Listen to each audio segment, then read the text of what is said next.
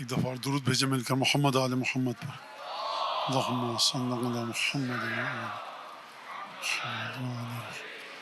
اعوذ باللہ من الشیطان الرجیم بسم اللہ الرحمن الرحیم الحمد للہ الذی جعل الحمد مفتاحا لذکرہ وسببا للمزید من فضلہ ودلیلا علی آلائہ وعظمتہ ثم الصلاة والسلام على عبده وامین وحیہ وخاتم رسولہ سیدنا و مولانا بالقاسم محمد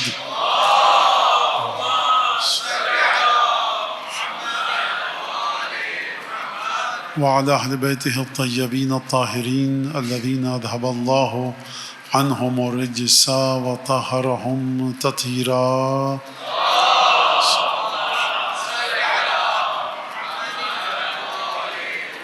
واللعن الدائم على أعدائهم أجمعين. أما بعد فعن أمير المؤمنين علي بن أبي طالب عليه الصلاة والسلام أنه قال: من أحبنا فليستعد أو قال فليعد للفقر جلبابا. درود بھیجے محمد آل محمد.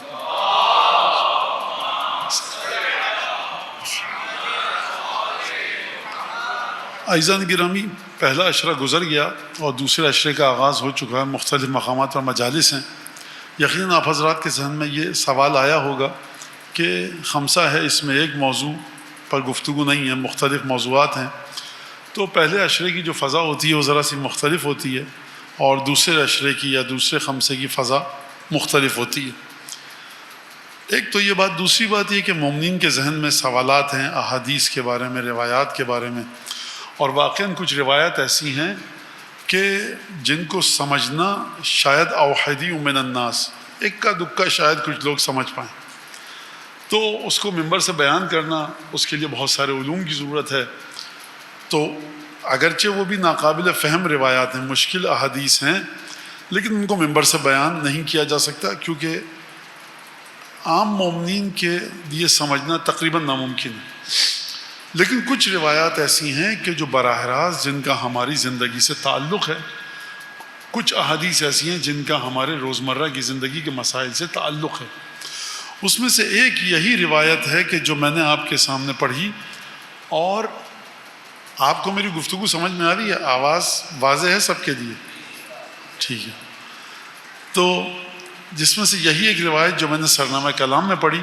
معمولاً آیات کو پڑھا جاتا ہے، لیکن میں نے آپ کے سامنے حدیث کو پڑھا. جناب امیر المومنین کی حدیث ہے، نہج البلاغہ کلمات قصار میں. حدیث کا نشان ہے 112. اس 112 سے پہلے 111.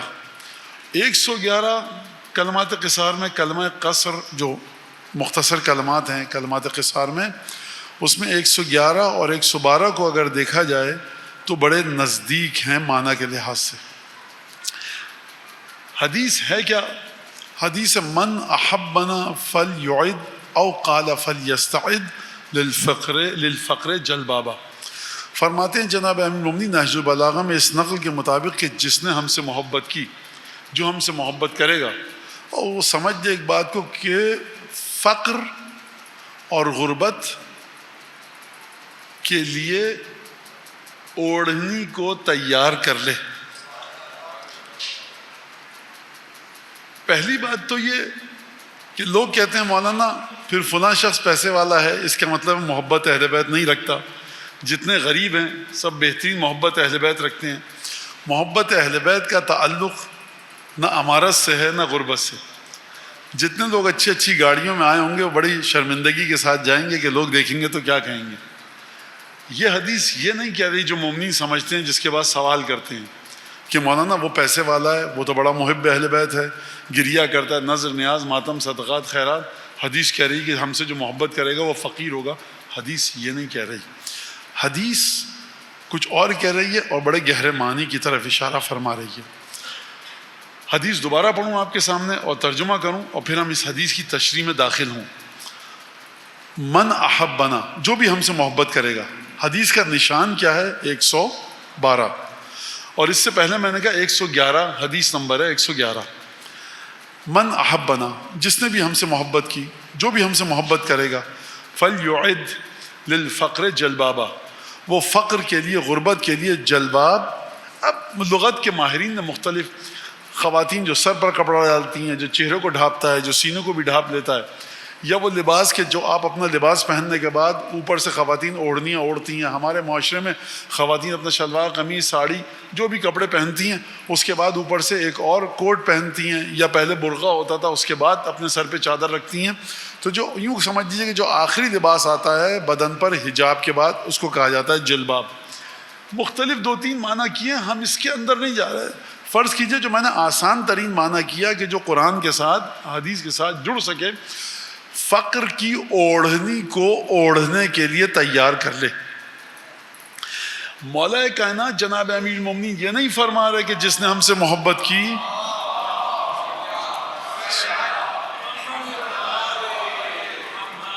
جس نے ہم سے محبت کی اسے غریب ہونا چاہیے، یہ نہیں فرما رہے.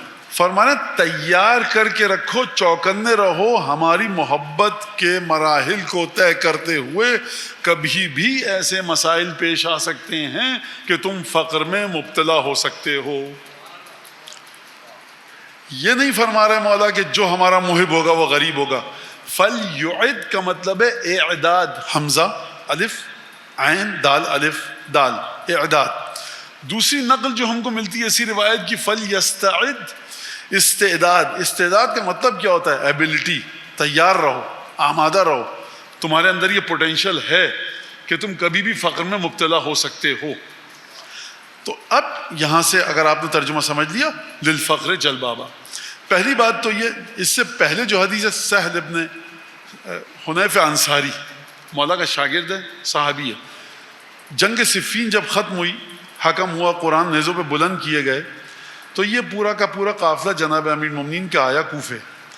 کوفے جیسے ہی پہنچا سہل ابن حنیف یا حنیف انصاری، تو اس کا انتقال ہو گیا.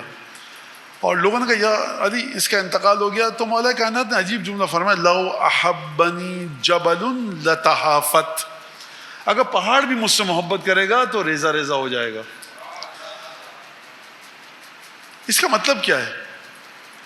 حدیثیں کبھی بڑی خوبصورت ہوتی ہیں، جناب امیر المومنین کی زبان مبارک سے صادر ہوتی ہیں اور اپنے عروج پر ہوتی ہیں، عرش الہی پر ہیں، بڑے عجیب معنی کو بیان کر رہی ہوتی ہیں. لیکن ہم لوگ اسے زندگی کے ہر معاملے میں فوراً ایک فٹ سے فوراً ایک حدیث پڑھ دی تو حدیث اپنے رنگ و روپ کو، اپنی رونق کو، اپنی خوبصورتی کو، اپنی رعنائی کو، دل فریبی کو، دلکشی کو، جاذبیت کو کھو دیتی ہے. اقبال کا ایک شعر ہے، جہاں میں اہل ایمان صورت خورشید جیتے ہیں، ادھر ڈوبے ادھر نکلے، ادھر ڈوبے ادھر نکلے.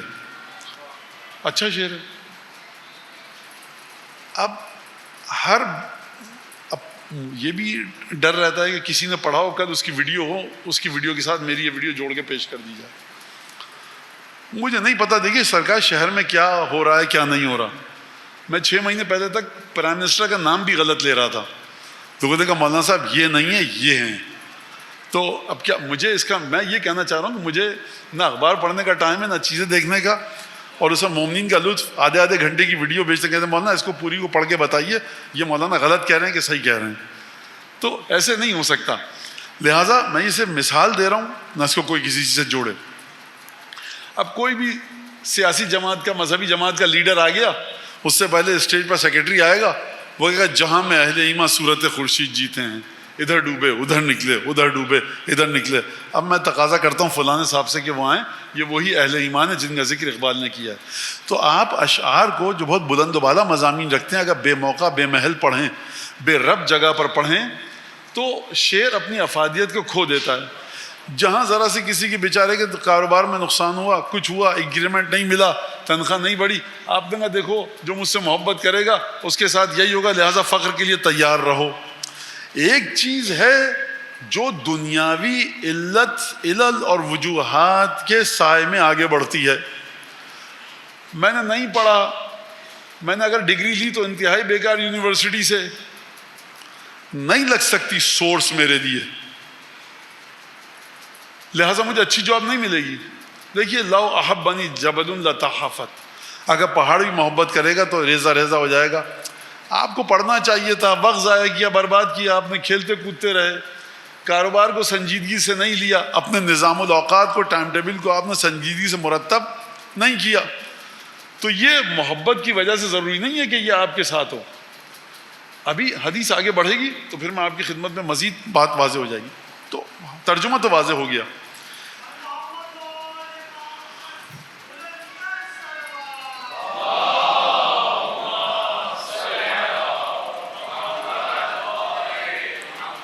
لہٰذا پہلی بات یہ کہ جو شارحین نے، شراح نے، جنہوں نے کمنٹری لکھی ہے اس کے اوپر، تفسیر لکھی ہے، تشریح کی ہے، انہوں نے کیا فرمایا؟ یہ جو فقر ہے یہ دو طرح کا ہو سکتا ہے مراد اس سے. ایک فقر آخرت اور ایک فقر دنیا. اگر آخرت کا فقر ہے تو اس کا مطلب کیا ہے؟ اس کا مطلب ہے کہ جناب امیر المومنین یہ فرمانے جو ہم سے محبت کر رہا ہے وہ آخرت کے فقر سے بچنے کے لیے تیار کر لیا ہے اس نے، یا تیار کر لے کس چیز کو؟ ایسی اوڑھنی کو جو اس کو آخرت کے فقر سے بچا سکے. بات واضح. اعتراضات آپ کر سکتے ہیں، میں نہیں کہہ رہا کیا چیز صحیح ہے کیا غلط. تو یہاں پر بات ہی بالکل مختلف ہو گئی. جناب امیر المومنین فرمانا چاہ رہے ہیں کہ جو ہم سے محبت کرتا ہے اس کی آخرت اچھی ہوگی، آخرت میں فقر و فاقے میں مبتلا نہیں ہوگا، آخرت میں تکالیف میں مبتلا نہیں ہوگا، آخرت اس کی اچھی رہے گی. لہٰذا اب کیا چاہیے؟ تیار کر کے رکھے. دیکھو جو ہم سے نفرت کرتا ہے، جو ہم سے بغض کرتا ہے، وہ آخرت کے لیے کچھ بھی تیار کرے بیکار رہے گا، کسی کام کا نہیں آئے گا. تم جو ہم سے محبت کرتے ہو، لہٰذا جس چیز کے بارے میں بھی پتہ چلے کہ آخرت میں اگر فلاں چیز کو لے کر جاؤں گا تو فقر میں مبتلا ہو جاؤں گا، تو تم آخرت کے اس فقر کو دور کرنے کی کوشش کرو، کیونکہ در حقیقت تمہارا ہی فقر ایسا ہے جو آخرت میں دور ہوگا. جو ہم سے بغض رکھتا ہے وہ تو جو جتن کر لے اس کا فقر ہی رہے گا. ایک تو یہ تشریح ہو گئی. دوسری آئیے مادی فقر کی طرف، یعنی روپے پیسے کا. تو اب یہاں پر بات یہ سمجھ میں آتی ہے کہ اگر میں اس گفتگو کا آغاز کروں کہ علماء نے یہاں پر دو حدیثوں کے ذریعے گفتگو کو بیان کیا. لیکن گفتگو کو میں پیش کرنے سے پہلے آپ کی خدمت میں ایک تمہید کو پیش کر دوں.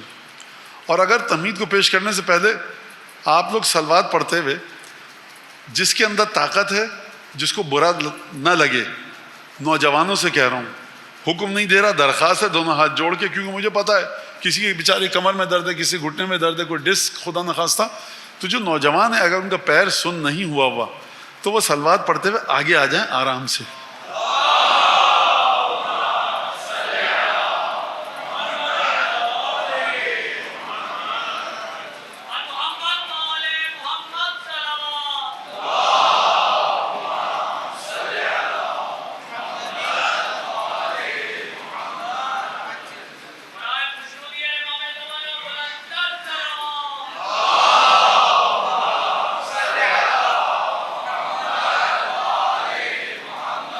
کبھی کبھی فقر ہوتا ہے انسان کی مس مینجمنٹ اور غلط پلاننگ کی وجہ سے. ابھی آپ آگے کھسک کر آئے، تھوڑی دیر پہلے ہم فقر میں مبتلا تھے جگہ کے، آپ آگے کھسک کے آ گئے، 100-150 لوگ اور آ سکتے ہیں. تو آپ کہتے ہیں کہ وہاں دیکھیں ہم تو گرفتار ہو گئے تھے فقر میں. جگہ کے نہیں، جگہ کا فقر نہیں تھا. آپ حضرات نے لطف کیا، آپ آ گئے، میری بات کو آپ نے سن لیا، اور میں نے درخواست کی تھی، حکم قطعاً نہیں دیا تھا. لہٰذا ہم چلتے ہیں اس بات کی طرف کہ دیکھیے، اور مجھے یہ بھی خوشی ہے اور میں واقعاً پوری کوشش کروں گا کہ گفتگو کو دلچسپ رکھنے کی، کہ آپ اتنا خشک موضوع سننے کے دیکھنے کے باوجود بھی یہاں تشریف لائے. تو میری بھی ذمہ داری ہے کہ میں موضوع کو خشک نہ ہونے دوں اور اس حدیث کی تفسیر اور تشریح آپ کے سامنے پیش کروں. تو یہ حدیث اس بات کے بارے میں گفتگو نہیں کر رہی کہ جو بچہ نہ پڑھے اور اس کے بعد کہ ہم تو مولا کے چاہنے والے ہیں، ہمیں نوکری نہیں ملی تو کیا ہوا، یہ تو ہمیں کرنا ہے. غلطی آپ کی تھی. حدیث آپ کے بارے میں بات ہی نہیں کر رہی ہے. یہ حدیث اس بچے کے بارے میں یا بچی کے بارے میں بات نہیں کی، ماں باپ کا گلا چیخ کے گلا اتنا پھاڑا، انہوں نے خشک ہو گیا، لیکن اس نے کام کی، زندگی گزاری نہیں، کاروبار کیا، سنجیدگی کے ساتھ کاروبار نہیں کیا. یہ اس کی بات نہیں کر رہا کہ جہاں پر خامیاں، فقر، غربت، پریشانی ہماری اپنی ذات کی وجہ سے ہے. من لم یکن لہ واعظ من نفسہ لم ینفعہ وعظ الواعظین. جس شخص کے وجود کے اندر نصیحت کرنے والا موجود نہ ہو، اس کو باہر سے جتنی بھی نصیحتیں پہنچ جائیں کسی کی نصیحت اثر نہیں کرتی. لہٰذا نفس کے اندر، روح کے اندر ہونا چاہیے وہ مادہ کے جو سمجھے. ایک شخص ہے گڑھے میں گر رہا ہے، ایک ہاتھ سے اس نے گڑھے کے کنارے کو، منڈیر کو پکڑا ہوا ہے کنویں کے، آپ کے اپنا ہاتھ مجھے دے دو. کیا کہ نہیں آپ کے ہاتھ میں مٹی لگی ہے میں تو نہیں دوں گا. بھائی آپ دے دیجئے. نہیں آپ سیدھا ہاتھ مت دیجئے, مجھے الٹا ہاتھ دیجئے. الٹے ہاتھ میں آپ کے یہ انگوٹھی ہے, مجھے اس انگوٹھی سے چڑ ہے. اگر آپ کی ناک اتنی بڑی ہے تو گر کے مر جائیے گڑھے کے اندر, مدد کیوں مانگ رہے ہیں؟ بعض لوگ ایسے ہوتے ہیں کہ ان کی مدد بھی کیجئے, ان کا تکبر, ان کی نخوت اور ان کی تمام نخروں کو بھی برداشت کیجئے. امیر المومنین فرماتے ہیں من جمع لک نصحہ وودہ ورایہ, جس نے تمہارے لیے اپنی عقل, شعور, محبت, خلوص کو جمع کر کے تم کو نصیحت کر رہا ہے, فجمع لہ طاعتک, تم بھی مکمل طریقے سے اس کے مطیع بن جاؤ. اگر تمہیں تمہارا باپ کہہ رہا ہے, بھائی کہہ رہا ہے, دوست کہہ رہا ہے دیکھو یہ کام اس طرح سے کرو, میں تمہارے ساتھ مخلص ہوں, اور آپ سمجھ چکے ہیں کہ یہ میرا مخلص ہے اور مجھے نصیحت کر رہا ہے, اس کی اس سے کوئی غرض نہیں ہے, اس کے باوجود بھی گردن اکڑا کر فرعون والی صفت کے ساتھ یہ چمانہ دارت کہ آپ اس کے ساتھ گفتگو کریں. جناب امیر المومنین کی اس حدیث کا مطلب یہ کہ تمہارا سر پتھر سے جا کر ٹکرائے گا, کنویں میں جا کر گرو گے, برباد ہو جاؤ گے. جو تمہارے ساتھ مخلصانہ طریقے سے تمہیں نصیحت کر رہا ہے اس کی نصیحت کو تم نہیں سن رہے. لہذا اعوذ بک من نفس لا تقنع, پروردگار مجھے ایسے نفس سے میں تیری بارگاہ میں پناہ مانگتا ہوں. تاقیبات مفاتیح الجنان, پروردگار میں اپنے نفس کے بارے میں تجھ سے پناہ مانگتا ہوں کہ میرا نفس ایک ایسی منزل پر آ جائے کہ کوئی چیز اسے اچھی ہی نہ لگے. جو بات کہیے بری لگ رہی ہے آپ کو, جو بات کہیے بری لگ رہی ہے. 11 بجے سو کر اٹھ رہے ہیں سرکار, پڑھیں گے کب؟ برا لگ گیا. رات بھر بچے خوب کان کھول کے سنیں, یہ بات آگے کہنے دیجیے. کیوں ماؤں کو بیوقوف بنا رہے ہو بیچاری, ہلکان ہو رہی ہیں تمہاری مائیں جو بچے بیٹھے ہیں. واٹس ایپ پہ میسج, مولانا میرے بچے کو نظر لگ گئی ہے, کوئی دعا دے دیجیے. کیوں؟ امتحان میں وہ لکھ کے نہیں آ پاتا. بی بی جا کے بچے کو دیکھیے, جب آپ سو جاتی ہیں رات بھر بیٹھ کے ویڈیو گیم کھیلتا ہے, اس کے سر کا خناس نکالیے. یہ کیا ماؤں اور باپوں کو اپنے تنگ کر کے رکھا ہوا ہے بچوں نے, یہ کیوں بیوقوف بناتے ہیں؟ یہ مت سمجھیے کہ ہر مولانا میری طرح بے وقوف ہوتا ہے. کچھ مولانا میری طرح نہیں ہوتے, عقل مند ہوتے ہیں, پڑھے لکھے ہوتے ہیں. وہ شکل دیکھ کے سمجھ جاتے ہیں بچوں کی کہ میاں تم نہایت ہی برے طریقے سے ماں کو جھانسا دے رہے ہو.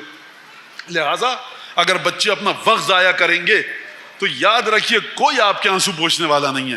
جناب امیر فرما رہے ہیں, تاقیبات نماز فرما رہی, اعوذ بک من نفس لا تقنع, پروردگار میں پناہ مانگتا ہوں اس نفس سے جو قانے نہ ہو کسی چیز پر, اس کو کوئی چیز اچھی ہی نہ لگے, ہر چیز بری لگے, اس کی سمجھ میں نہ آئے کہ کون اس کے ساتھ اچھائی کر رہا ہے, کون برائی کر رہا ہے.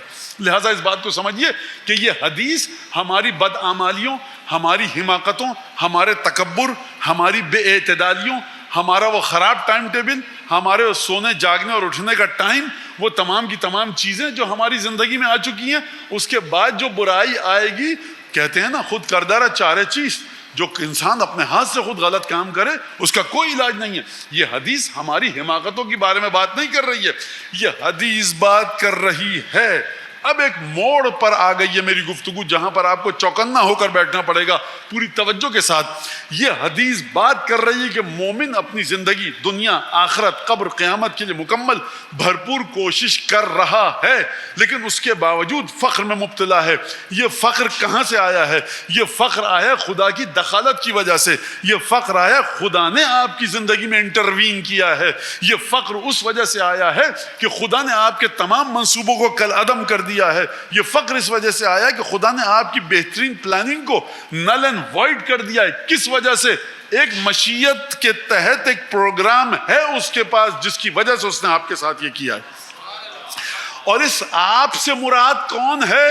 اس آپ سے مراد ہر وہ شخص نہیں ہے جو قرآن پڑھ رہا ہے, اٹھک بیٹھک کر رہا ہے, رمضان میں فاقہ کر رہا ہے, صبح کی نماز سے لے کر مغرب کی نماز تک. ہر وہ شخص نہیں ہے جو ایکسرسائز کر رہا ہے خانہ کعبہ کے گرد. ہر وہ شخص نہیں ہے جو ورزش کر رہا ہے صفا و مروہ کے درمیان. من احبنا, جو ہم سے محبت کرتا ہے, بات اس کی ہو رہی ہے.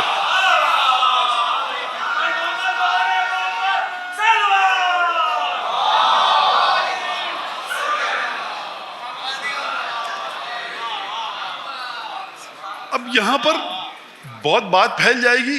مشیت الہی یہود و نصارہ کے بارے میں کیا ہے روایتوں کی روشنی میں, روایت کی روشنی میں. مشیت الہی غیر مسلموں کے بارے میں کیا ہے. مشیت الہی دشمنان اہل بیت کے بارے میں کیا ہے. قرآن اس سلسلے میں کیا کہتا ہے. اور وہ آیت آپ کے سامنے اشارہ کر کے خدا اپنے الفاظ میں جلدی سے ترجمہ بتاؤں, خلاصہ, اور آگے بڑھوں. خدا فرماتا ہے کہ اگر ہمیں اس بات کا خوف نہ ہوتا کہ اہل ایمان گمراہ ہو جائیں گے تو ہم کافروں کے گھروں کی چھتوں کو, سیڑھیوں کو, چبوتروں کو, دہلیزوں کو سونے چاندی کا بنا دیتے. آپ اور ہم خدا کے عذاب سے ڈرتے ہیں. ایک اور چیز ہے جس سے ڈرنا چاہیے, وہ کیا ہے؟ دنیا کی حقارت خدا کی نظر میں. یہ دنیا اتنی حقیر ہے, مجھے نہیں پتا کہ میں یہ بات پہنچا پاؤں گا نہیں اور کتنے لوگ سمجھ پائیں گے. دنیا اتنی حقیر ہے کہ اس حقارت کو دیکھتے ہوئے پروردگار عالم نے اپنے نیک ترین بندوں کے ساتھ جو معاملہ کیا ہے اس دنیا میں, نیک بندوں کی رسوائی اس دنیا میں ہوئی ہے, بدترین انداز میں نیک بندوں پر ظلم ہوا ہے, نیک بندوں کو ذلت کا سامنا کرنا پڑا, فقر کا سامنا کرنا پڑا, تشدد کا سامنا کرنا پڑا, ظلم و جبر کا سامنا کرنا پڑا, گھر سے بے گھر ہوئے, نہ ان کے بچے صحیح و سالم رہے, نہ ان کی خواتین ظلم سے بچ سکی, نہ وہ خود بچ سکے. یہ ہو کیوں رہا ہے؟ اس وقت یہ سوال آپ کے ذہن میں, میرے ذہن میں آتا ہے کہ یہ ہو کیوں رہا ہے. جواب آئے گا مشیت سے کہ صغر دنیا اتنی حقیر ہے کہ خداوند تبارک و تعالیٰ اپنے نیک ترین بندوں کے ساتھ دنیا میں یہ کام کرتے ہوئے اسے ذرہ برابر کسی چیز کا خوف نہیں ہوتا, ذرہ برابر, کیونکہ دنیا ہے ہی اتنی حقیر. میں مثال دیتا ہوں آپ کو. آپ جا رہے ہیں, بچہ کہتا ہے کہ میں سفید رومال اٹھاؤں یا کالا سیاہ. آپ کہتے ہیں کیسا بھی اٹھا لو, کوئی مسئلہ نہیں ہے اتنا. مثال سمجھے آپ؟ اسی طرح سے دنیا بھی ہے بھائی, یہ 70 75 80 سال کی جیسی بھی گزر گئی, قیامت میں اصلی تمہارے لیے اجر رکھا گیا ہے. تو ایک تو یہ چیز مومنین کے بارے میں انسان سمجھ جائے. اب جب یہاں پر آتی ہے بات, تو ہر چیز کی وجوہات ہیں عالم دنیا میں. آپ کے سینے میں جلن ہو رہی ہے, آپ دودھ پی لیتے ہیں, ٹھنڈا پانی پی لیتے ہیں. کالا کپڑا ہے, سیاہ کپڑا, دھوپ میں رکھ دیجئے, کچھ دنوں تک چلچلاتی دھوپ میں پڑا رہے گا تو کیا ہو جائے گا؟ پھر رنگ اڑ جائے گا, ہے نا. آسمان سے پتھر پھینکیے زمین کی طرف آئے گا, پانی کو چھوڑیے ڈھلان سے بہہ کے جائے گا. یہ سب دنیا میں وجوہات ہیں, ہے نا. یہ واضح ہے ہر ایک کے لیے. چھری سے آپ اپنی انگلی پہ تیز دھار کاٹیں گے, کٹ جائے گی. درخت کو پانی نہیں دیں گے, مر جائے گا. دھوپ, پانی, ہوا, مٹی ملے گی, سرسبز و شاداب رہے گا. دنیا میں ہر وجہ کا ایک اثر ہے, ہر کاز کا ایک ایفیکٹ ہے, ہر علت کا ایک معلول ہے. یہ دنیا کے اندر. عالم غیب بھی اسی طرح سے اپنی علت اور معلول کے تحت چلتا ہے. فرق صرف یہ ہے کہ دنیا میں ہماری سمجھ میں آ جاتا ہے کہ گلاس کو ٹھوکر لگ گئی تھی, ٹوٹ گیا. عالم غیب کے جب قوانین اس عالم دنیا میں آتے ہیں ہم دیکھ نہیں پاتے. کون بتائے گا؟ وہ بتائے گا کہ جو زمین سے زیادہ عرش کے راستوں سے واقف ہے.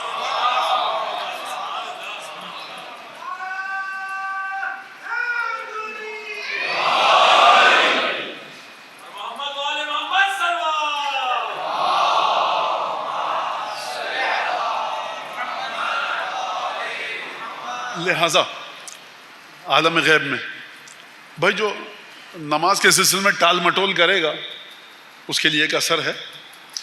جو ذکر خدا سے منہ موڑے گا, من یعش عن ذکری, اگر جو ہمارے ذکر سے منہ موڑے گا, فإن لہ معیشۃ ضنکا, بڑی سخت زندگی گزرے گی اس کی.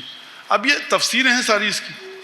جو فلاں کام کرے گا اس کے دل پر گھبراہٹ رہے گی, جو تقوی کو اختیار نہیں کرے گا مرتے وقت اس کے دل پہ حزن و ملال ہوگا. جو فلاں کام کرے گا اس کی زندگی میں آسانی آئیں گی, جو فلاں کام کرے گا اس کو یہ چیز ملے گی. یہ کہاں سے آ رہا ہے؟ یہ عالم غیب سے قوانین آ رہے ہیں. اس کا مطلب ہے کچھ قوانین ہوتے ہیں عالم غیب سے آتے ہیں, دکھتے نہیں ہیں. معصومین نے ہم کو بتایا. مولا فرماتے ہیں کہ فجر کی نماز کے بعد بیٹھ کر سورج نکلنے تک استغفار و ذکر کرنا, ازربو, یہ زیادہ اسرع من الضرب فی الشرق والغرب, یہ زیادہ اثر رکھتا ہے کہ مشرق و مغرب میں گھومو مارے مارے رزق کی تلاش میں, اس کی نسبت کہ تم یہ کام کرو کہ صبح کی نماز پڑھ کر سورج نکلنے تک ذکر الہی میں رہو. اس کو کون بتاتا؟ نماز کے اندر کیا کیا جائے, خضوع و خشوع بڑھے, کیا کریں, کون سی ایکسرسائز کریں؟ وسائل شیعہ میں روایت ہے وضو کے دوران مسلسل انا انزلنا پڑھو, وضو کے بعد آیت الکرسی ہم فیہا خالدون تک پڑھو, وضو کے دوران بات مت کرو. دھیرے دھیرے دھیرے دھیرے تمہارا نماز میں خضوع و خشوع بڑھتا رہے گا. امیر مومنی فرماتے ہیں کل شیء تبع لصلاتک, ہر چیز تمہاری نماز کے تابع ہے. یعنی زندگی میں جو فائدہ نقصان اٹھا رہے ہو وہ نماز کے تابع ہے. یا علی نماز کس کے تابع ہے؟ ہر نماز تمہاری اس نماز سے پہلے کے کرتوتوں کے تابع ہے. رات کو کیا کر کے سوئے تھے؟ صبح کی نماز ویسے ہی پڑھو گے. صبح کی نماز سے بعد کیا کرتے رہے ظہر تک؟ ظہر کی نماز ویسے ہی پڑھو گے. نماز میں کیوں دل نہیں لگا؟ ایک پوری فہرست ہے جناب ابی المومنین کی، ائمہ معصومین کی. فلاں کام کرو گے بدن نہیں سڑے گا، مرنے کے بعد بدن نہیں سڑے گا. فلاں کام کرو گے. شیخ صدوق، علامہ مجلسی، شیخ کلینی، جناب حر، ان سب کے ہمارے پاس شواہد سامنے. تو عالم غیب میں ایک وجوہات ہیں جو نازل ہوتی ہیں. اب عالم غیب میں کچھ ایسے عوامل اور فیکٹرز ہیں کہ جب مومن ان کاموں کو انجام دیتا ہے، مومن چونکہ در حقیقت مشیت الہی دیکھ رہی ہے کہ میں اس مومن سے وہ لوں اور وہ دوں کہ جو اس سے اہم ترین دولت کو نہ چھینے. جملوں کو مزید آسان کر کے بتاؤں، خدا مومن کو کوئی بھی چیز چاہے دے سکتا ہے. خدا مومن سے کوئی بھی چیز چاہے چھین سکتا ہے، دے بھی سکتا ہے، چھین بھی سکتا ہے. خدا کیا چھینے اور کیا دے؟ جو بھی چاہے چھین لے، جو بھی چاہے دے دے. لیکن خدا کے یہاں ایک قانون ہے کہ یہ صاحب ایمان ہے، اس کے پاس سب سے بڑی دولت ایمان کی ہے. اس کے پاس سب سے بڑی دولت محبت علی بن ابی طالب کی ہے. اس کے پاس سب سے بڑی دولت محبت سیدہ فاطمہ زہرا کی ہے. اس کے پاس سب سے بڑی دولت 12/5/14 سے محبت کی ہے. اس کے پاس سب سے بڑی دولت یہ ہے کہ فون آ جائے کہ صاحب آپ کو 1 کروڑ کا منافع ہوا، عاشور کی مجلس میں آئے، ایک آنسو نہ نکلے، کوشش کر لے صبح عاشور آنسو نہ نکلے، شام غریبہ آنسو نہ نکلے. یہ مومن بھول جائے گا مجھے 1 کروڑ کا فائدہ ہوا ہے، مولانا مجھے آنسو نہیں آئے. ارے کیا ہو گیا مولانا؟ مسئلہ یہ کہ یہی آنسو تو دولت ہے. مومن کا دل ایک بے چینی کے عالم میں گرفتار ہو جائے گا. کیا مطلب؟ خدا، دوبارہ چلیے اس تشریح کی طرف، خدا جو چاہے مومن کو دے، خدا جو چاہے مومن سے چھین لے. لیکن کیا چیز دیکھ کر چھینے خدا؟ کیا چیز؟ اور کیا چیز دیکھ کر خدا اس کو کیا دے؟ خدا کہہ رہا ہے کہ دیکھو میں جو بھی اس کو دولت دے دوں، ایک دولت اس کے پاس ایسی ہے کہ میں نے زمین پر اس سے بڑی دولت اتاری ہی نہیں ہے. یا بنی اسرائیل اذکروا نعمتی التی انعمت علیکم وانی فضلتکم علی العالمین. اے بنی اسرائیل یاد کرو اس نعمت کو کہ جو میں نے تمہیں دی. یاد کرو اس نعمت کو جو میں نے تم کو دی. بنی اسرائیل کو نعمتیں دی، لیکن آپ کو اور ہم کو کیا ملا؟ الیوم اکملت لکم دینکم واتممت علیکم نعمتی. روپیہ ہے، پیسہ ہے، بڑا گھر ہے، اولاد ہے، دولت ہے، تمام کی تمام دنیاوی نعمتیں ہیں. خدا چاہے بھرپور دے سکتا ہے، خدا چاہے مکمل چھین سکتا ہے. لیکن اگر خدا دیکھے گا اگر اس مومن کو کہ جس کو ہے تو ضرورت 3 گاڑیوں کی، 1 گاڑی بھی نہیں دوں گا، کیونکہ اگر 1 گاڑی بھی دی تو من احب بنا اہل البیت کے دائرے سے باہر نکل جائے گا. توجہ فرما رہے ہیں آپ؟ مولانا وہ تو چلے گئے امیگریشن لے کر بڑے مزے سے زندگی گزار رہے ہیں، ہمارا استخارہ کیوں برا آ رہا ہے؟ آپ استخارہ کو چھوڑیے، پھینکیے، آپ جائیے. نہیں مولانا استخارہ دیکھ کے تو سرکار کوئی تو چیز ہوگی. آپ مومن ہیں، آپ صاحب ایمان ہیں، آپ کا معاملہ خدا کے ساتھ مختلف ہے. جس طرح سے چلچلاتی دھوپ میں پالان شتر کے ممبر پر کچھ لوگوں کا معاملہ کچھ اور تھا، کچھ کا معاملہ کچھ اور تھا، اسی طرح سے زندگی میں آپ کا معاملہ کچھ اور ہے. ایک شخص تھا جو بیچارہ پریشان ہوگا، تل ملا رہا ہوگا، شاید نبی کریم پر نعوذ باللہ غصہ بھی آ جائے اسے. آپ کے مولانا یہ آپ نے کیا بات کر دی؟ میں نے نہیں کی، قرآن نے کی ہے. بھائی جنگ خندق، اب یہ جملہ معترضہ آ گیا تو سن لیجئے. جملہ معترضہ کا مطلب قابل اعتراض جملہ نہیں ہے، گفتگو کے بیچ میں ایک چیز ہے جو تشریح کرنے کے لیے آیا ہے. بھائی جنگ خندق آپ کو یاد ہے؟ کھڑے ہوئے تھے، 10,000 کا لشکر آیا کفار کا. تو وہ لوگ انہوں نے جو رسول خدا کے ساتھ تھے، ساتھ ہیں، 5 وقت کی نماز بھی پڑھ رہے ہیں، رسول خدا کے لشکر میں بھی ہیں. اذ یقول المنافقون والذین فی قلوبہم مرض. 10,000 کے لشکر کو دیکھ کر منافقین نے کہا، اور جن کے دل میں بیماری تھی. مسلم، کافر، منافق نہیں ہے قرآن میں، صرف مسلم ہے، کافر ہے، مومن ہے، منافق ہے، اور ایک 5واں بھی ہے، وہ ہے جس کے دل میں بیماری. کون سی بیماری؟ اب یہ تو خدا سے پوچھئے، میں نے تو بتا دیا والذین فی قلوبہم مرض. جیسے ہی انہوں نے 10,000 کے لشکر کو دیکھا تو کہا ما وعدنا اللہ ورسولہ الا غرورا. اللہ اور اس کے رسول نے جو وعدہ کیا سب جھوٹ، سب بیکار. مجھے یہ بتائیے اس کا اسلام باقی رہا؟ اب یہ مدینے جائے گا نا پھر رسول خدا کے پیچھے نماز پڑھے گا. آپ مسلمان مانتے ہوں گے ایسے کو, قرآن نہیں مانتا.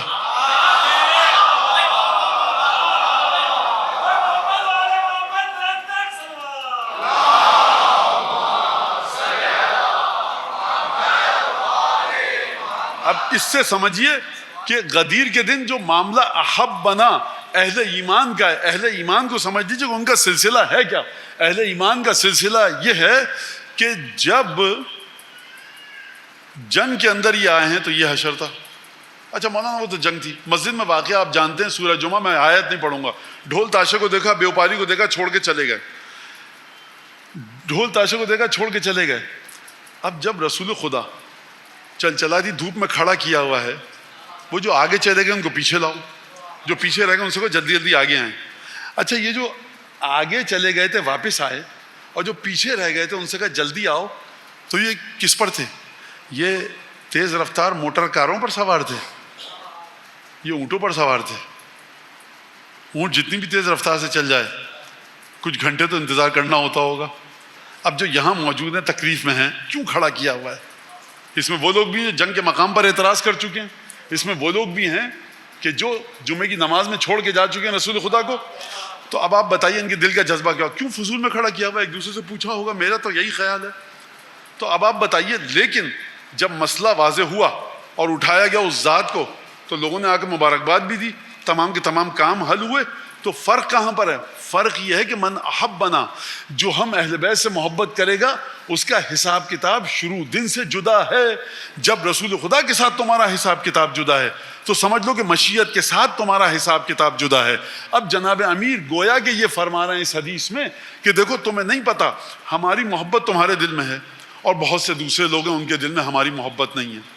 تم نے ایک گناہ کیا, اب اس گناہ کی سزا کے طور پر خدا تم سے ایک چیز چھین لے گا تاکہ سب سے بڑی محبت, سب سے بڑی دولت تمہارے پاس باقی رہے.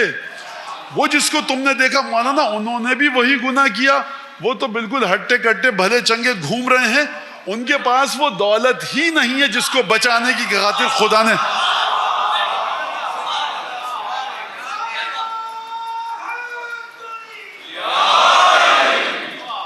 اب ایک قصہ چھوٹا سا سناؤں اور جو آپ کو پتا ہے. آپ کو پتا ہے بقول ایک مومن کے مجلس میں آتے ہیں کہ مولانا آپ ہر قصے کے بعد یہ کہیں گے پہلے کہ آپ کو پتا ہے, تو یہ بچوں کو پتا کیسے چلے گا؟ تو میں بتا رہا ہوں مختصر. جب میں رسول اللہ غریب ہوں, پیسے چاہیے, کچھ ہیں تو دے دیں. آپ کے سامنے امام نے کہا ٹھیک ہے, ہم تمہیں کیا دیں کہ تم اپنی محبت جو ہماری محبت ہے اہل بیت ہم کو دے دو, فلاں دیں, فلاں چیز دیں, دنیا دے دیں, پوری دنیا کی دولت دے دیں. کہا کہ نہیں اپنا رسول اللہ. تو اس نقل کے مطابق امام نے کیا فرمایا کہ تمہارے پاس ایک ایسی چیز ہے جس کو دنیا کی کسی دولت کے مقابلے میں تم ہم کو نہیں دے رہے ہو اور کہتے ہو میں غریب ہوں. آپ اس بات کو یہاں تک آپ نے سمجھ لیا, لہٰذا یہ وہ دولت ہے کہ جس سے بڑھ کر کوئی دولت نہیں. اور آپ کی زندگی کے تمام, خوب توجہ کیجیے گا, آپ کی زندگی کے تمام مسائل اسی دولت کے گرد گھومتے ہیں. ازدواج کیا, بیاہ کر کے آئیں دلہن گھر میں, تمام کے تمام وہ جو مسائل شروع ہوں گے زندگی کے, اس مشترک زندگی کے مفاہیم میں آپ جانتے ہیں. شیخ عباس قمی نے لکھا, وسائل الشیعہ میں روایت ہے کہ زوجہ کی اپنے ناصیہ پیشانی کے بال پکڑو اور یہ دعا پڑھو. زندگی کا آغاز ہو رہا ہے, ابھی زوجہ گھر میں آئی نہیں ہے, ماتھے پہ جو بال ہیں پڑھو اور دعا ہے, ذرا طویل دعا ہے. آخری جملہ اس کا وَلَا تَجْعَلْ لِلشَّيْطَانِ نَصِيبًا, پروردگار میری جو اولاد تو نے لکھی ہے نا اس زوجہ سے, شیطان کا اس میں ذرہ برابر بھی حصہ قرار نہ دے. یہ کیا بات ہوئی؟ تو اتنے لوگ ہیں وہ تو کیا. سرکار آپ جب زندگی کا آغاز کرتے ہیں تو آپ چاہتے ہیں شیطان کا حصہ نہ ہو, شیطان کا حصہ کوئی نہ ہو. شیطان کا حصہ نہیں ہوگا, جب تاریکی جائے گی تو اس کے مقابلے میں کیا آتا ہے؟ روشنی. روشنی کیا مطلب؟ نور کیا مطلب؟ یعنی پروردگار صرف تیری ذات کی تجلی ہو اس اولاد میں. یعنی ذات الہی کی تجلی کا مطلب کیا ہے؟ صرف اور صرف ولایت کی تجلی ہو. لہٰذا جب آپ آئے شادی کر کے، دولہا دلہن آئے، زندگی کا آغاز ہوگا، اپنی مشترک زندگی گزاریں گے. ابھی شاید دلہن نے اور دولہا نے جوتے بھی نہ اتارے ہوں، کہا گیا کہ صاحب اپنی ناسیہ کو پکڑیے آپ، اس کے پیشانی کے بالوں کو، اور یہ دعا پڑھیے. کس طرح سے پڑھیے؟ اس طرح سے. ہو گیا. اچھا خدا ہے، دعا مانگی آپ نے، خدا پوری کرے گا آل محمد کے صدقے میں. اب اولاد دے دی، لڑکی یا لڑکا آئی، دیکھو دائیں کان میں یہ، بائیں کان میں وہ. زمزم اور کربلا میں ایک مظلوم قبر ہے، اس کی ذرا سی مٹی اس نومولود کی زبان پہ رکھو. پروردگار دعا تو مانگ لی میں نے کہ اس کے اندر شیطان کا کوئی حصہ نہ رکھا جائے، اذان اقامت کی کیا ضرورت ہے؟ شاید بارگاہ ربوبی سے جواب آئے. دیکھو غور سے سنیے گا، حیات، زندگی، لائف جب بھی ایک پیٹرن سے دوسرے پیٹرن پر آئے، جب بھی ایک مرحلے سے دوسرے مرحلے پر آئے، جب بھی ایک حالت سے دوسری حالت میں آئے، اس وقت تم اپنی زوجہ کو لائے تھے.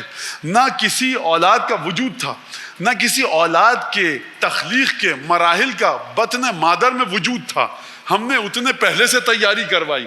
اب یہ اولاد جو آئی ہے تمہارے پاس، یہ لائف کا ایک اور سیگمنٹ ہے، لائف کا ایک اور ڈائمنشن ہے، لائف کا ایک اور پہلو ہے. تم ہو من احبنا والے. زندگی میں جب بھی تمہارے تبدیلی آئے گی، ہر مرحلے پر ولایت کا ساتھ دو.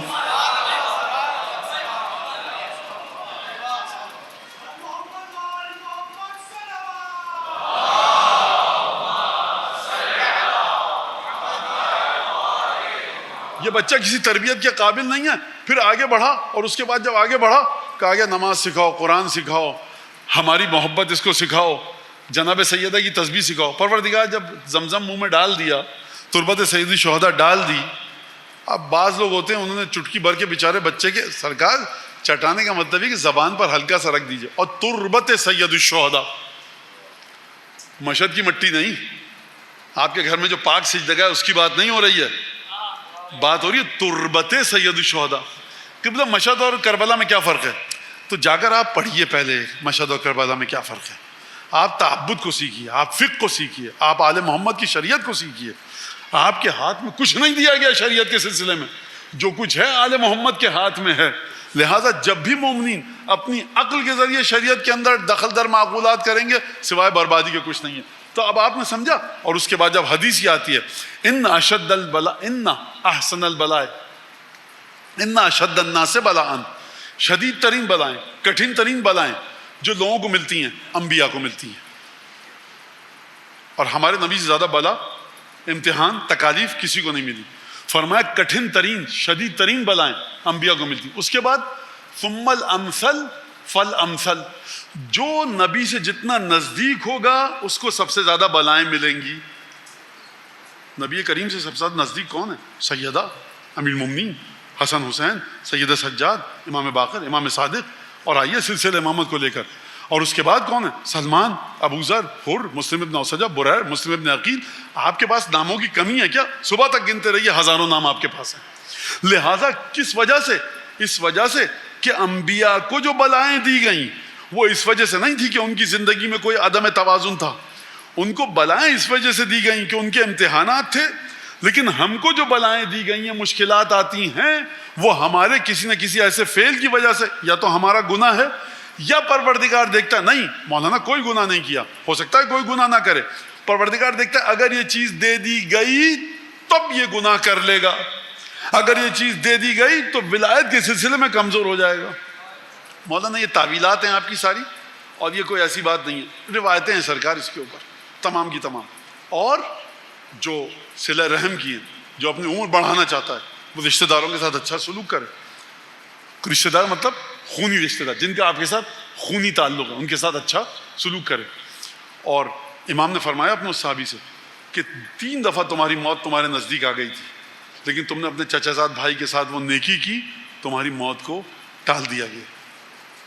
حضرت موسیٰ گئے کوہ طور پر مناجات کے لیے، ایک ساتھی کو ساتھ لے کے گئے. نیچے آئے تو دیکھا وحشی جانور چیر پھاڑ کے اس کو کھا چکا ہے. کہا پروردگار اتنا نیک بندہ تھا، اب میرے الفاظ میں اس کا یہ حق تو نہیں تھا آواز آئی کہ موسیٰ دیکھو اس کی ایک خطا تھی، ہم نہیں چاہتے تھے کہ یہ اس خطا کے ساتھ ہم سے ملاقات کرے، تو ہم نے دنیا میں اس کو اس تکلیف میں مبتلا کیا تاکہ یہ اس خطا سے پاک ہو کر ہمارے سامنے آئے. درود پڑھیں محمد آل محمد.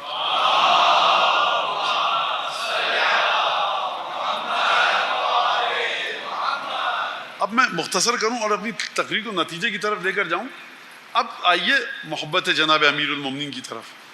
علماء نے بہت اچھی بات کی، فرمایا کہ جب رسالت مآب نے فرما دیا اے علی لا یحبک الا مؤمن ولا یبغضک الا منافق، اے علی تم سے محبت نہیں کرے گا سوائے مومن کے اور تم سے بغض نہیں رکھے گا سوائے منافق کے.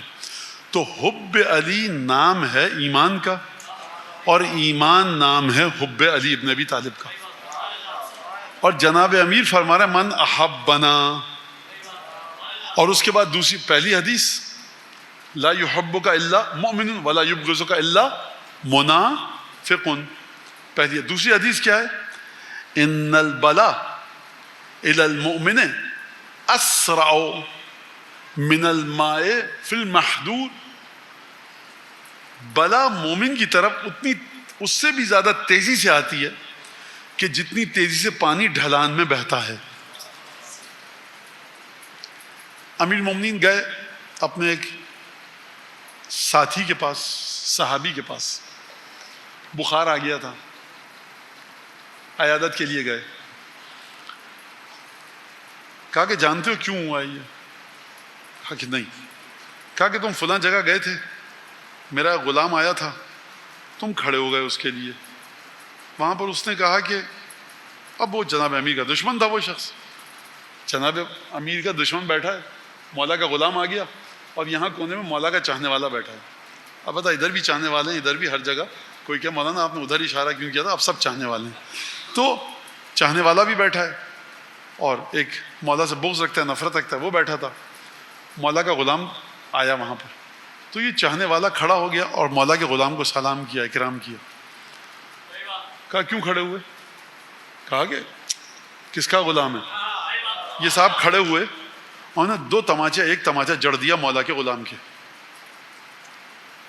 گھر پہ آئے، بخار ہو گیا. مولا نے کہا تم نے میرے ایک چاہنے والے کے راز پر سے پردہ اٹھایا کہ یہ بھی علی کا محب ہے. میرے الفاظ ہیں. اب کس نے کہا تھا تم سب کو بتاتے پھرو کہ فلاں صاحب بھی علی کو چاہتے ہیں؟ راز ہے، راز رکھو. یہ اس کی سزا کے طور پر بخار آیا ہے. استغفار کرو، آئندہ تہیہ کرو کہ اب یہ کام نہیں کرو گے. اور ہاں، تمہارے گھر جو آیا ہوں نا، یہ واقعہ اتنا عجیب ہے کہ امام رضا علیہ الصلوۃ والسلام نے بھی اس واقعے کو نقل کیا ہے جو اب واقعہ بتا رہا ہوں.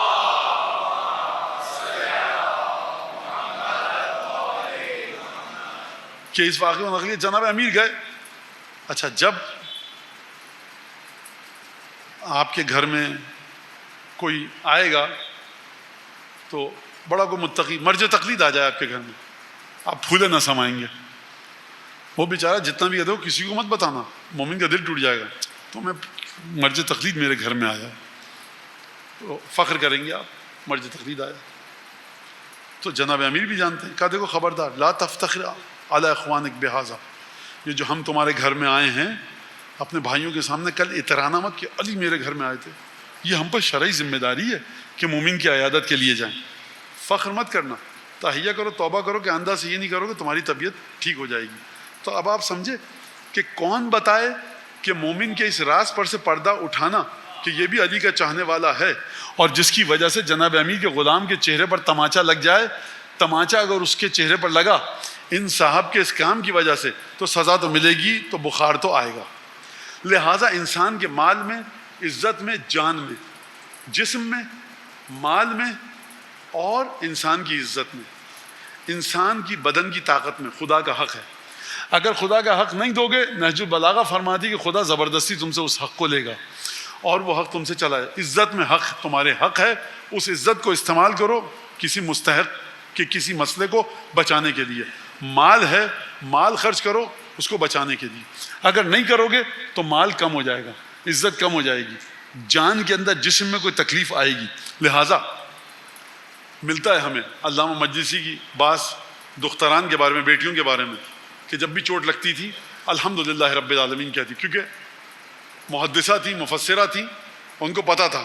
یہ علامہ مجلسی گھر کی دختران کی بات ہے کہ کس طرح سے تربیت کی تھی. وہ جانتی ہیں کہ جو چوٹ لگی ہے یہ ایک اور کسی بری سزا سے بچانے کے لیے ہے. تمام انبیاء، ابراہیم، نوح، موسیٰ، عیسیٰ، سب کے سب یہ جب گزرے ہیں، آدم علیہ السلام، یہ انبیاء جن کے نام لیے ہیں، جب یہ گزرے کربلا سے سب کو کوئی نہ کوئی تکلیف ہوئی ہے. جیسے تکلیف ہوئی، پروردگار کیا کوئی گناہ ہوا ہے مجھ سے سرزد؟ انبیاء بھی جانتے ہیں کہ جیسے ہی گناہ کرے گا کوئی اس کو سزا ملے گی. کہا کہ نہیں، یہ سرزمین ایسی ہے کہ یہاں سے جو جائے گا تکلیف میں مبتلا ہوئے بغیر نہیں جا سکتا. لہٰذا اور اب یہاں پر آ کر گریے کا فلسفہ اگر میں شروع کر دوں، اب اس گریے کو سمجھیے آپ، یعنی وہ سرزمین کہ جہاں سے کوئی بھی گزرے تکلیف میں مبتلا ہوگا. آپ جاتے ہیں تکلیف میں مبتلا کیوں نہیں ہوتے؟ آپ جاتے ہیں آپ مصیبت میں مبتلا کیوں نہیں ہوتے؟ کیونکہ آپ شہادت حسین ابن علی کے بعد جب جاتے ہیں، اچھا پھر وہاں پر کہا گیا، خوب توجہ کیجیے گا، ہاں یہ بات اگر میں نہ کہتا تو بات مکمل رہ جاتی. پروردگار کیا کروں؟ کسی کے جوتے کا تسمہ ٹوٹا.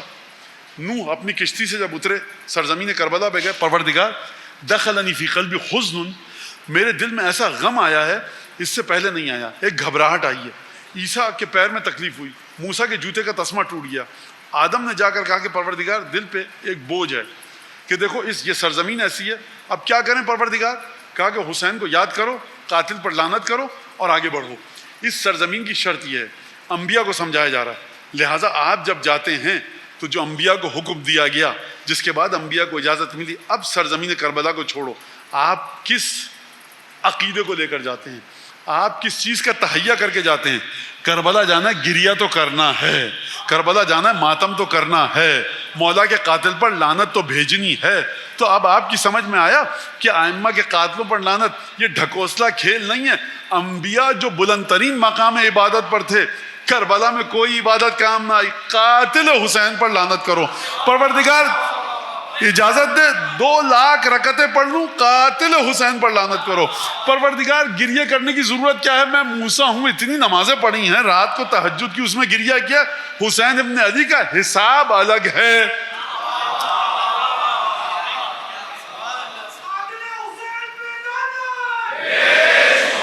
درود پڑھیں محمد آل محمد تو بلند آواز.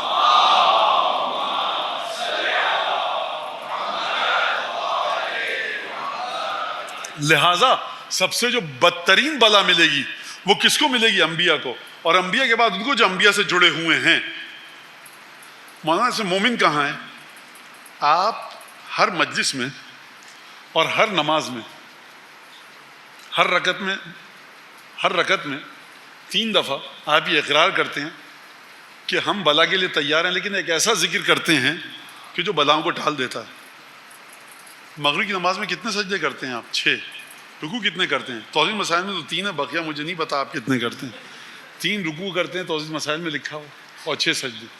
6 سجدوں میں آپ ایک ذکر کرتے ہیں، کہتے ہیں پروردگار ہم انبیاء کے ساتھ ہیں.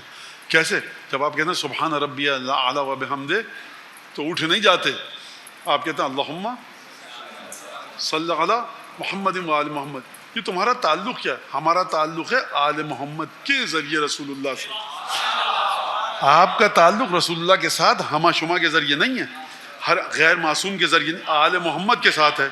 لہٰذا ان اشد الناس بلاء الانبیاء فالامثل فالامثل، یعنی اے آل محمد ہم آپ کے ساتھ ہیں.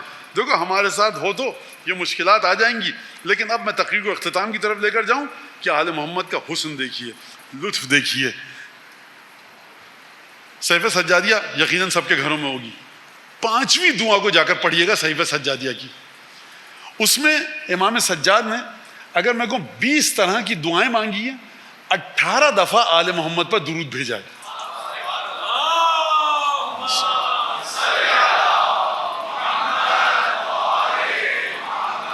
18 دفعہ آل محمد پر درود بھیجا ہے. لہٰذا اب بلاؤں کا سمجھ میں آ گیا کہ مومن، پہلی حدیث، مومن محبت کرتا ہے جناب امیر سے، ایک خصوصیت. دوسری خصوصیت کیا ہے؟ تھوڑی دیر پہلے تو حدیث پڑھی.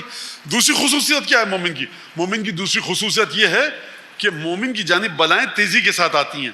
اب سوال، مومن ہو کہ نہیں؟ مولانا پتہ نہیں. اچھا چلیے ذرا بدل دیتا ہوں میں سوال کو اپنے تبدیل کر کے.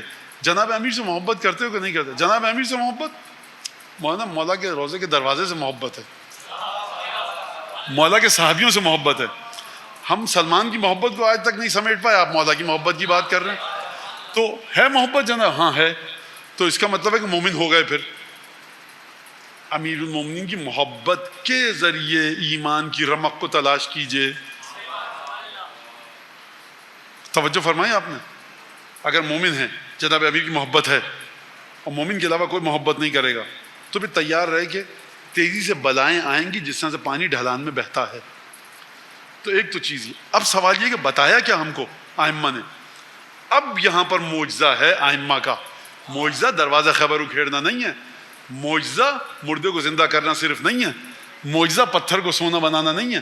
معجزہ یہ ہے کہ عالم غیب سے کسی مومن کے لیے عذاب الہی چل چکا ہے, اس عذاب الہی کو پیدا کیا ہے. جنا ہے کسی ماں نے ایسا بچہ کہ جو عالم غیب سے جو عذاب چل چکا ہو اس کو دوبارہ عالم غیب کی طرف پھیر دے. کہاں پر ہے اس کے ثبوت؟ کہاں پر ملتے ہیں؟ جا کر دیکھیے دعا افتتاح. کیا ہے دعا افتتاح میں؟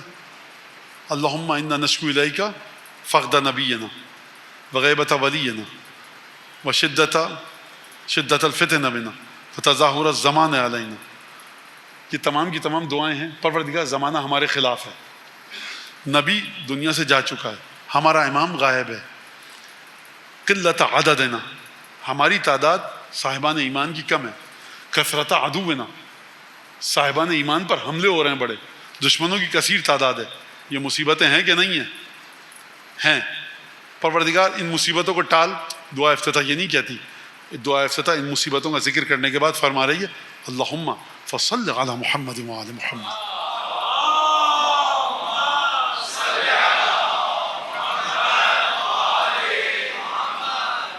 لہٰذا معصوم جو فرما رہے ہیں 5 قسم کی تکالیف کا ذکر فرمایا معصوم نے, اور پھر جب 5 تکالیف کا ذکر فرما دیا تو یہ نہیں کہا کہ اب کہو خدا سے نبی کی زیارت ہو جائے, امام زمانہ ظاہر ہو جائیں, پروردگار ہمارے دشمن کم ہو جائیں, ہماری تعداد کم ہے زیادہ ہو جائے, زمانہ ہمارے خلاف ہے موافق ہو جائے, حامی ہو جائے. کہنا تو یہی چاہیے.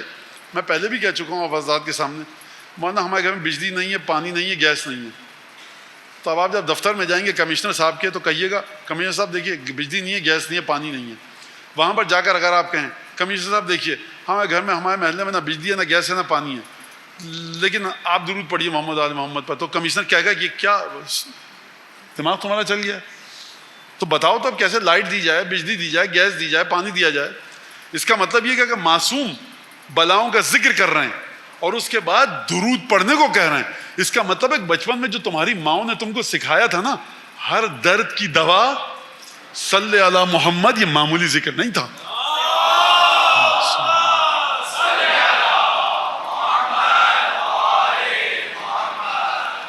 لہٰذا یہ ذکر وہ ہے, اس کو آپ کرنا شروع کیجئے انشاءاللہ. مولانا نے بتایا, مولانا ابو طالب نے, مولانا ابو طالب کی اوقات کیا ہے, پاؤں میں اگر رپٹ جائے ابا تو منہ کے بل گریں گے, 4 آدمی اٹھانے آئیں گے. یہ ذکر بتایا حضرت حجت ابن الحسن نے, یہ ذکر بتایا رسول خدا نے, اور یہ ذکر واحد ذکر ہے کہ جو شہد اللہ انہ لا الہ الا ہو, اگر اس ذکر کو مان لیا جائے. ذکر اس آیت میں کہ خدا گواہی دے رہا ہے, کس طرح سے گواہی دے رہا ہے, الفاظ کے ذریعے گواہی دے رہا ہے, کوئی نہیں سمجھ سکتا. وہ خدا جس کی نہ زبان ہے, نہ گفتار ہے, نہ آواز ہے, نہ حلق ہے, نہ ووکل پائپ ہے, جس کے گلے میں کچھ نہیں ہے, وہ یہ کام کر رہا ہے کس طرح سے.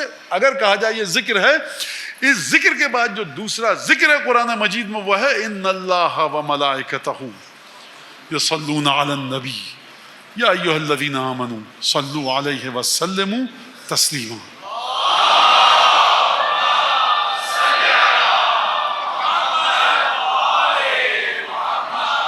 لہذا سمجھیے آپ, بلائیں آئیں گی کیونکہ مومن ہے, اور مومن کیونکہ کوئی نہ کوئی خطا مومن سے ہوتی ہے. لہٰذا اب یہ دوسرا موضوع ہے میرا, مجھے نہیں یاد کہ میں نے یہ موضوع یہاں دیا ہے کہ نہیں دیا, لیکن یہ دوسرا موضوع ہے. اب یہ موضوع ہماری گفتگو کا داخل ہو رہا ہے کس میں؟ صدقات اور خیرات اور انفاق کا انسان کی زندگی پر اثر. بخدا اگر آپ کو دیکھنا ہے کہ یعنی کیا مطلب معصومین کا کلچر کیا ہے، تو مجھے نہیں پتا، میرے پاس علم غیب نہیں ہے، لیکن جو ہاں میں نے دیکھا ہے، جا کر دیکھیے ان علماء کو، بزرگوار علماء کو جو قم اور نجف کے ہیں، آپ کی سمجھ میں آئے گا کہ یہ اپنے عمل کے ذریعے معصومین کی حدیثوں کو زندہ کرتے ہیں. اور صبح ہو جائے گی اگر پڑھتا رہے انسان وہ حدیثیں، وسائل الشیعہ کے اندر جو ہیں، بہار الانوار کے اندر جو ہیں، کس طرح سے طور طریقے بتائیں جناب امیر المومنین نے، کس طرح سے زندگی گزارنے کا طریقہ بتایا چھٹے اور پانچویں امام نے. بہرحال یہ انشاءاللہ گفتگو آئی اس میں بتاؤں گا. تو ایک چیز چھوٹا سا جملہ، اور اس کو پہلے تمہید پیش کروں اور اس بات کو بتاؤں اور پھر آؤں مصائب کی طرف میں. سب سے بڑی چیز ہے رزق حلال. انبیاء رزق حلال پر تاکید ہے انبیاء کی. یا ایھا الرسول، اے رسولوں میرے، کلو، کھایا کرو، کھاؤ، کس سے؟ طیبات سے، پاک و پاکیزہ چیزیں کھاؤ. لہٰذا اب یہ خود محللات نہیں کہا، حلال اشیاء نہیں کہا، بلکہ کہا طیبات. طیبات عزیزان گرامی بڑا مشکل ہے. طیب چیزیں کھانا، طیب چیزیں کھانا بڑا مشکل ہے. اور اگر یہ میں بتاؤں گا تو بہت سے کوئی زندگی مشکل میں آ جائے گی، اس لیے اس کو یہیں پہ چھوڑ دیجیے. لیکن طیب چیزیں کھانا بڑا مشکل ہے. حلال کھانا مشکل ہے، لیکن طیب تقریباً ناممکن کے قریب ہے. طیب چیزیں کھانا. امیر المومنین کی وصیت ہے امام حسن کو، بیٹا حسن یا بنیا تصدق بکل ما تطعمہ، بیٹا حسن جو کھانا کھاؤ اس میں سے کچھ صدقہ نکالو. امام حسن کے گھر میں نعوذ باللہ کون سا مشکوک کھانا تھا، کون سا گناہ کیا امام مجتبیٰ نے؟ یہ ہے تربیت جناب امیر المومنین کی، بس بتانی ہے. کیونکہ اے مومنو، ہم سے مخاطب ہے امام مجتبیٰ. ہم جو پیسہ لے کر آتے ہیں نہ جانے کس کا کتنا حق ہو. مولانا خم زکوٰۃ دیتے ہیں، خم زکوٰۃ دیتے ہیں آپ اپنے علم کے مطابق. آپ کا علم آپ کی روح کے مطابق ہے. اس میں کوئی چیز اگر شامل ہو کر آ گئی تو یہ اپنا اثر دکھائے گی. جب اثر دکھائے گی تو وہ بیماری بھی ہو سکتی ہے، وہ کوئی حادثہ ہو سکتا ہے، وہ کوئی بلا ہو سکتی ہے، کوئی فتنہ فساد ہو سکتا ہے، کوئی بھی چیز ہو سکتی ہے. لہٰذا بیٹا حسن دیکھو، کہہ رہے ہیں امام حسن سے پیغام ہمارے لیے. تمہیں نہیں پتا کہ آج جو گھر میں سادہ سا کھانا پکے یا مرغن کھانا، ترکاری پکی ہے، سبزی یا کوئی پلاؤ متنجن بریانی، اس میں سے کچھ صدقہ دو. کیوں دو؟ کیونکہ اس طرح سے تم دو گے، اس میں سے میرے الفاظ ہیں یہ، اب حدیث ختم، اس میں سے تم خدا کا حق ادا کر رہے ہو. جب خدا کا حق ادا کرو گے تو کھانا جسم میں جب جائے گا طیب بن کے جائے گا. طیب کھانا ہے جو بیماریوں سے دور رکھتا ہے. امام صادق علیہ السلام کے پاس صحابی آیا، امام نے کہا آؤ بیٹھو کھاؤ. کچھ کھا رہے تھے، امام تناول فرما رہے تھے. اس نے کھانا کھایا. کھانا کھانے کا یبنا رسول اللہ یہ کیا ہوا؟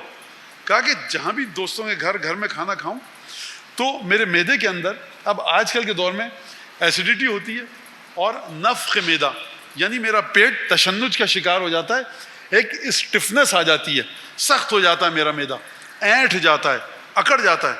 لیکن آپ کے گھر کا اتنا ڈھیروں کھانا کھا لیا، کچھ بھی نہیں ہوا. خدا آپ کو انشاءاللہ قیامت میں بھی دنیا میں بھی چھٹے امام کے دسترخوان کا کھانا نصیب فرمائے. کسی نے یہ نہیں کہا مولانا آپ کو بھی نصیب فرمائے. تو امام نے جانتے ہیں کیا جواب دیا؟ کہ اکلت من طعام قوم تصافحت الملائکہ. کیا بات کر رہا ہے؟ میرے الفاظ میں ترجمہ سنیے. ہمارے کھانے کو دوسروں کے کھانوں سے ملا رہا ہے. تو ان کے گھر میں کھانا کھانے آیا ہے صبح شام جن سے ملائکہ مصافحہ کرتے ہیں. لہذا توجہ فرمائیے اس بات کو. تصدق بکل ما تطعمہ، تصدق بکل ما تطعمہ. پولیس والے کھڑے ہیں امام باڑے کی حفاظت کے لیے، سب سمجھتے ہیں بس یہ تبرک بڑھتا ہے، سب سے پہلے ان کو دیجئے جا کر. ہمارے اسکاؤٹ کے بچے کھڑے ہیں، اسکاؤٹ کے بچوں کو دیجئے. کوئی نہیں پوچھتا بیچارہ اسکاؤٹ بچہ، یہ بھی کسی کا بیٹا ہے، یہ بھی کسی بہن کا بھائی ہے، یہ بھی بیچارہ غریب بد نصیب مظلوم آیا ہے نوکری سے، آ گیا اسکاؤٹ بن کے یہاں پر. یہ نوکر نہیں ہے آپ کا میرا، یہ پولیس والے آپ کے میرے نوکر نہیں ہیں. ان پولیس والوں کو بھیجا گیا، ان کا احترام کیجئے، اسکاؤٹ کے بچوں کا احترام کیجئے. یہ بھی کسی کے بچے ہیں. تو سب سے پہلے تبرک بٹے ان کو جا کر دیا جائے کہ بیچارے ڈیوٹی دے رہے ہیں. لہٰذا یہ چیزیں تصدق بکل ما تطعمہ، عجیب سلسلہ. اور یہ تو واقعات اس کے ائمہ کے اصحاب کے چھوڑ دیجئے عجیب ہیں.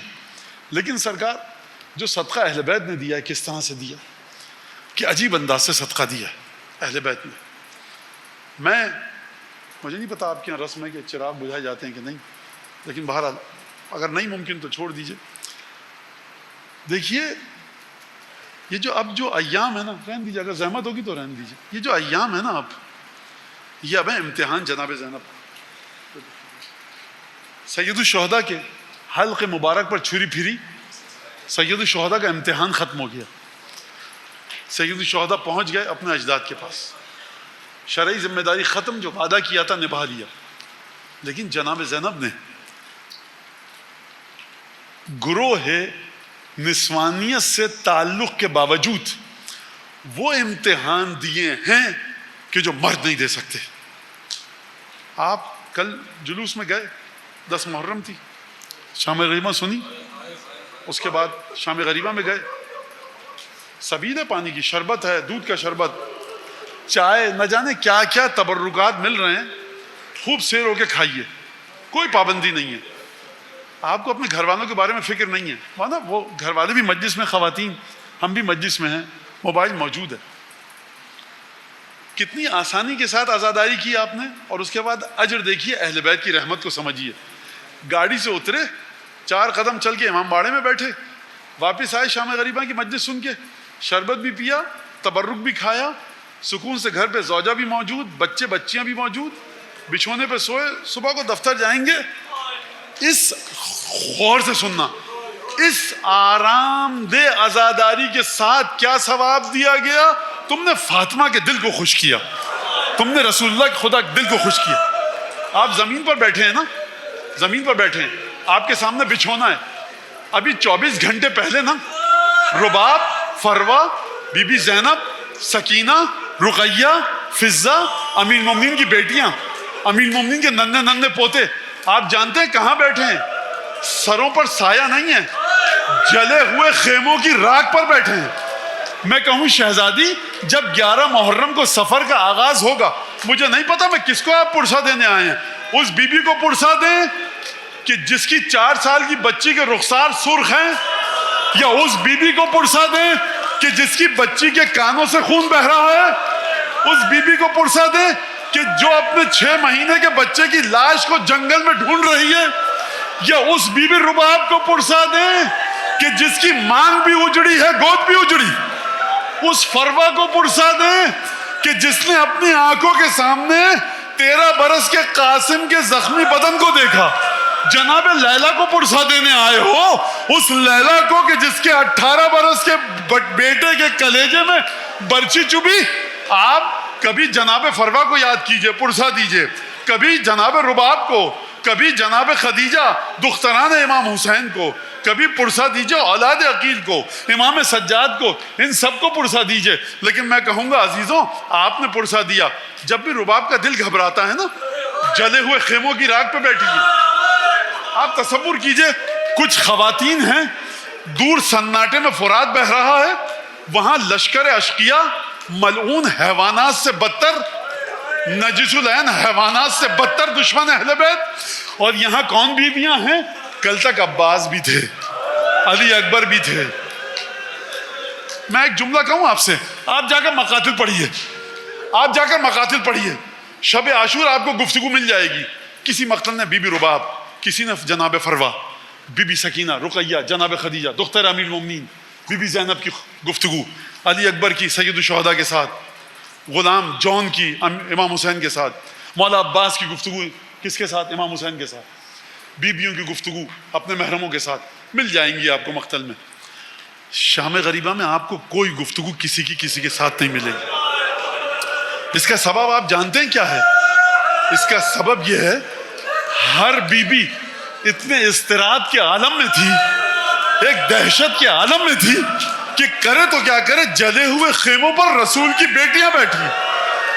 آپ نے کبھی رباب کو پرسہ دیا ہے؟ کبھی جناب فروا کو, کبھی جناب خدیجہ کو, دختران امیر المومنین کو, رسول خدا کی بہوؤں کو, سب کو پرسہ دے رہے ہیں نا آپ. جب کسی بی بی کا دل, فروا, رباب, سکینہ, رقیہ, خدیجہ, جب بھی فضہ, ان کا دل گھبراتا ہے نا, ایک دفعہ جناب زینب آتی ہیں, حوصلہ رکھو, بیٹا سید سجاد، میرے الفاظ میں، بیٹا سید سجاد طبیعت کیسی ہے؟ میں ایک جملہ کہوں، پھوپھی اگر ماں سے زیادہ پیار کرنے والی ہو، جس انسان کو بخار ہو نا، حکیم پتہ ہے کیا کہتے ہیں؟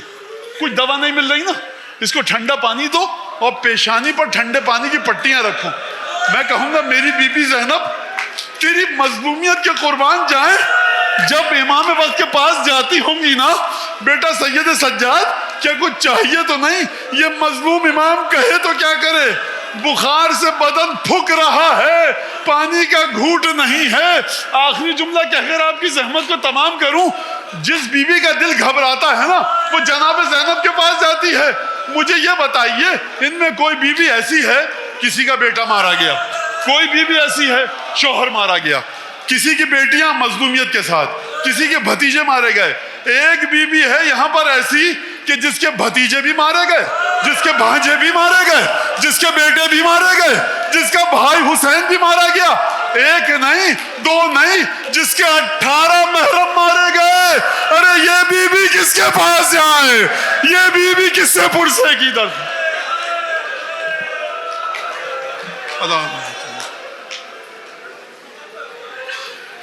اللهم كن لوليك الحجة ابن الحسن صلواتك عليه وعلى آبائه في هذه الساعة وفي كل ساعة وليا وحافظا وقائدا وناصرا ودليلا وعينا حتى تسكنه أرضك طوعا وتمتعه فيها طويلا۔ پالنے والے اس ہال کی جنہوں نے تعمیر کی، جو اس امام باڑی کی خدمت کر رہے ہیں، جن بانیان مجلس نے اس مجلس کو منعقد کیا، اس مجلس کے انعقاد میں جس نے دامے درمے سخن جس نے بھی حصہ لیا، ذاکرین سامعین جس نے جس طرح سے حصہ لیا، ان سب کے اس عزاداری کو امام زمانہ کی بارگاہ میں شرف قبولیت سے مزین فرما، حضرت کے دل سے ہر دکھ کو دور فرما، ہر خوشی عطا فرما۔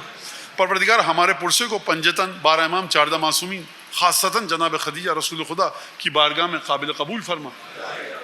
سو سلام نوحہ مرثیہ پڑھنے والے جتنے بھی لوگ تھے دنیا سے چلے گئے، خصوصاً جناب محشر لکھنوی صاحب جن کا اسی برس انتقال ہوا ہے، ان کو سید الشہداء کی شفاعت خاصہ نصیب فرما۔ جو لوگ ذاکرین خطبات دنیا سے چلے گئے ان کی مغفرت فرما، شفاعت نصیب فرما۔ جو موجود ہیں صحت سلامتی طول عمر عطا فرما۔ لوگوں نے آپ سے مجھ سے واٹس ایپ میسیجز SMS کے ذریعے درخواست کی دعاؤں کی، جن لوگوں نے، پروردگار تو علام الغیوب ہے، ان سب کی طرف سے نیت کر کے پروردگار تجھے امام حسین کی مظلوم بیٹیوں کی بہنوں کی قسم دیتے ہیں، ان کی تمام حاجتوں کو پورا فرما۔ پروردگار جو مومن اپنے دل میں جو حاجت لے کر آیا ہے، جو گھر میں بیٹھ کر مجلس سے دیکھ رہے ہیں، ان کے دل میں جو حاجت ہے، تجھے قسم دیتے ہیں بی بی زینب کی مظلومیت کی، اس کی حاجتوں کو پورا فرما۔ پروردگار عزاداری کی توفیق کو قیامت تک کے لیے ہماری نسلوں میں قائم و دائم فرما۔ رسول خدا اور قرآن کے خلاف جو لوگ سازشیں کر رہے ہیں، ان کی سازشوں کو بدترین انداز میں انہی کی طرف لوٹا دے۔ رسول خدا کے دشمنوں کو دنیا اور آخرت میں بدبخت، بد نصیب اور تباہ و برباد فرما۔ پروردگار ہم سے اس عزاداری کو قبول فرما۔ دعاؤں کی قبولیت کے لیے بلند آواز سے درود بھیج۔